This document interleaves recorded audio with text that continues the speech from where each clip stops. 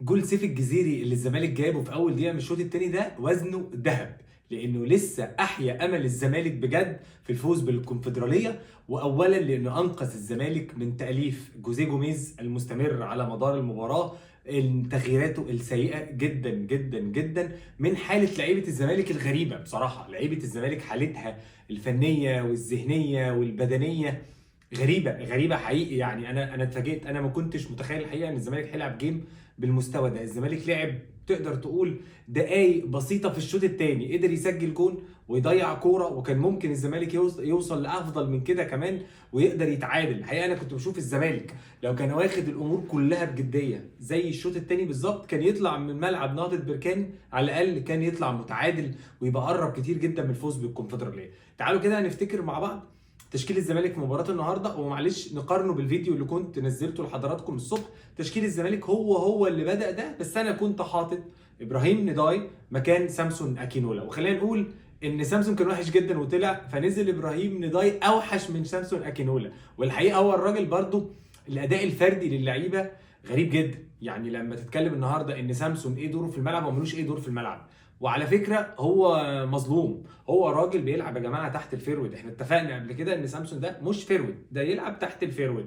راجل زي ماتش دريمز اواي للزمالك لما حط دونجا وزياد كمال وقدامهم سامسون اكينولا، يقدر يكونكت اللعب ويوصل قدام فريق ضعيف نسبيا فيستلم بين الخطوط. في ماتش النهارده ده كان الدور اللي المفروض الراجل ده يأديه، اللي هو نسبيا عمل الشوط الثاني. لكن مع بدايه الجيم بتلعبه جناح شمال، ولا بيرجع يدافع ولا قادر يرجع يدافع ولا عارف يدافع ولا عارف يهاجم. فالزمالك خسران سامسون اكينولا ده الماتش كله. الراجل عدل الفرقه لما نزل نضاي كل الكور اللي جت لابراهيم نضاي عملها ميس باس، كلها ميس باس. ورايح المفروض ان نضاي ده بعد ما الزمالك ربنا كرمه بالجول نازل يقفل الجبهه الشمال اللي فيها يوسف الفحلي، اللي فيها فتوح اللي ما كانش شايف قدامه برده في ماتش النهارده، كان عنده مشكله كبيره جدا. هوبا تلاقي ابراهيم نضاي بيلعب ناحيه اليمين وزيزو هو اللي بيلعب ناحيه الشمال. الحقيقه غلطات غريبه الاطوار. احمد فتوح هو لعيب ظهير ايسر دولي في منتخب مصر ولعيب بالقوه دي، كميه غلطات من فتوح غير عاديه. اول 10 15 ثانيه تسبب في كورنر، كوره الهدف الثاني اللي دخلت في الزمالك، الكوره دخل عند الكورنر وهو في ظهر يوسف الفحلي، قام راجل زائق الراجل عمل فاول.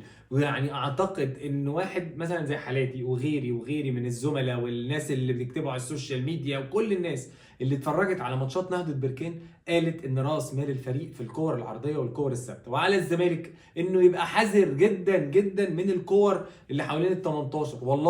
والله هنا في البيج دي بعد ماتش من ماتشين للزمالك في الدوري قلت لحضراتكم الزمالك عشان نهضه بركان يبقى حريص وما يعملش فاولات زي اللي عملها في اخر دقيقه في ماتش من ماتشات الدوري اللي كان مش عارف زياد كمال عمل فاولين ولا ايه، ففجاه تلاقي الزمالك بيروح يعمل فاولات في منتهى، يعني مش عارف اقول لك ايه، اللعيبه بتعمل فاولات ساذجه جدا تتسبب في جون تاني على الزمالك. وبالتاكيد هو مسؤوليه محمد عواد، بالتاكيد مسؤوليه محمد عواد ما طلعش بره الجون ومش واقف على الخط، تحسه رجل بره ورجل جوه، كرة في النص راح عواد. الزمالك انا مش قادر اتكلم معاكم في تكتيك، لان الزمالك الشوط الاول كان بيلعب 4-3 المفروض، اللي هم الثلاثه دول اللي هم دونجا، محمد شحاته افضل لعيبه الزمالك بالتساوي مع زيزو بالتاكيد، محمد شحاته واحمد حمدي اللي برده كان بعيد كل البعد عن مستواه، سامسون اكينولا بقى ما تعرفش هو بيلعب جناح ولا بيخش في العمق، بتاع زيزو بيلعب جناح يمين. هو حتى الراجل جه في الدقيقه 30 اعتقد وعمل سويتش بين الاثنين عشان يقفل شويه على يوسف الفحلي على امل ان هم ما يتقدموش يعملوا حساب لزيزو. شوط تاني الزمالك دخلوا، كانت نقطة التحول بالنسبة لي في الزمالك، لعيبة الزمالك نازلة عايزة تجيب جون، حست غالبا ان هي تلعب نهائي. انا مش عارف والله قلة التركيز كانت الشوط الاول دي المشاكل ما في الفرقة ولا مش عارف.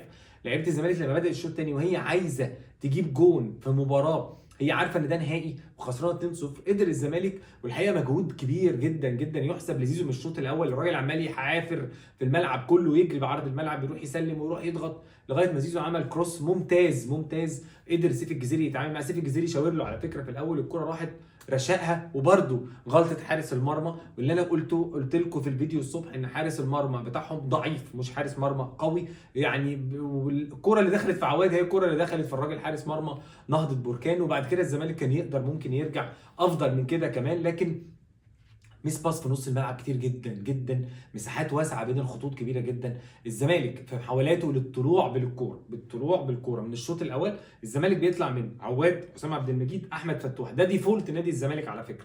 لو عبد الله السعيد في الملعب بتلاقي عبد الله بيسبورت دايما فتوح. عبد الله مش في الملعب، فالزمالك بيطلع عند مين؟ بيطلع عند فتوح. الشوط الاول ضغط عالي على فتوح، ضغط عالي. فتوح مش في حالته تمام، بيحاول يرقص، بيحاول يعمل ميس باس، كل الكور بتتقطع من الزمالك ترجع لنهضه بركان.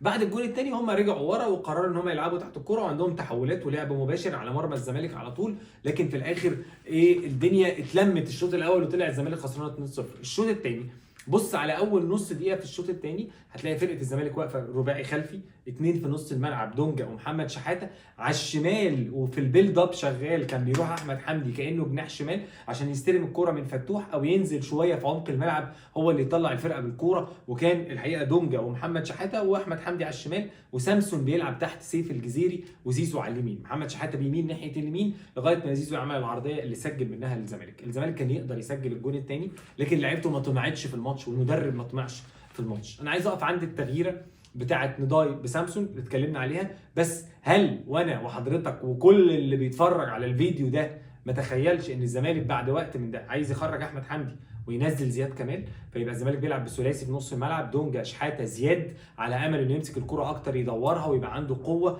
ولعيب فريش ليج لسه، بدل ما خلاص احمد حمدي مش نازل مش قادر.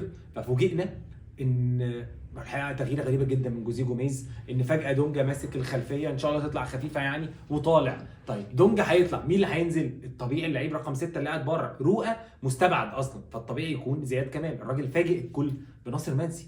ناصر منسي مهاجم الزمالك نازل يلعب في نص الملعب، طب ما زياد كمال بره، غير لو في حاجه في زياد واحنا ما نعرفش.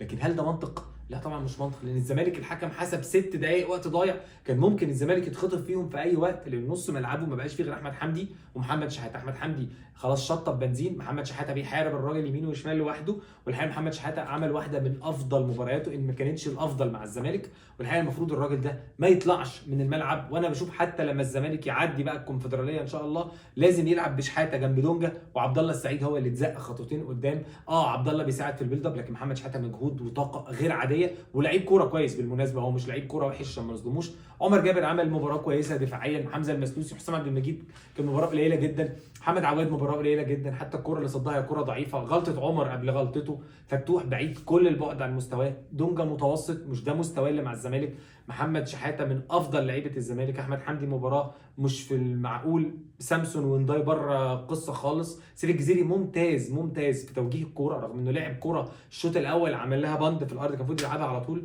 لكن في كوره الجون دي ممتاز سيف الجزيري، ممتاز في التحجيز واللف والترنات والدوران. الناحيه الثانيه زيزو هو بالتاكيد مع محمد شحاته بالنسبه لي هم افضل لعيبه الزمالك. الحقيقه جون سيف الجزيري انقذ الزمالك ورجع الزمالك للحسبه مره ثانيه، علما ان فرقه نهضه بركان زي ما قلت لكم فريق متوسط، فريق مش قوي، يمكن اقل من المتوسط كمان، عنده مشاكل كتيره جدا. الزمالك ان شاء الله يقدر في ماتش العوده في مصر، وانا متخيل ان الماتش اكيد هيكون الاستاد متقفل، الزمالك عليه لو قدر يستعيد مصطفى شلبي هتفرق جدا مع الزمالك، واكيد هنتكلم بالتفصيل. لكن لو مصطفى شلبي واحمد حمدي وزيزو وسيف دونجا شحاته والرباعي الدفاعي، اعتقد الزمالك يقدر يسجل، بس يخلي باله من الكورنرز، يخلي باله كويس جدا من الهجمات المرتده، ان هم عندهم مشاكل. يوسف الفحلي ده مثل 6 7 8 مرات ولعيبه الزمالك بتسيبه يقع في الارض وبتطلع الكوره لما وقع في الارض، الراجل كان بيمثل باين جدا وواضح جدا. فالحقيقه برضو انا بحس ان لعيبه الزمالك مش قادره تعيش اجواء ان انت بتلعب نهائي قاري، حتى لو بتلعب قدام نهضه بركان، لكن انت بتلعب في ملعب في الاخر في 10000 متفرج، دول هم اللي هيتخضوا لما يجوا هنا يلاقي 80 90 الف حواليهم. فبالتاكيد جيم اقل من المتوسط للزمالك في المجمل، ممتاز في 10 15 دقيقه من الشوط الثاني قدر زيزو وسيف الجزيري يسجلوا جون انقذ الزمالك نسبيا، يقدر يفوز يقدر يفوز ان شاء الله، ويا رب جوزيه جوميز اللي عنده مشاكل كتيره جدا محتاج يقعد يذاكرها. وعلى فكره انا اعتقد ان هو ما ذاكرش فرقه نهضه بركان دي كويس والله اعلم، لكن الزمالك عنده شغل كتير قوي يعمله لماتش الحد الجاي ان شاء الله.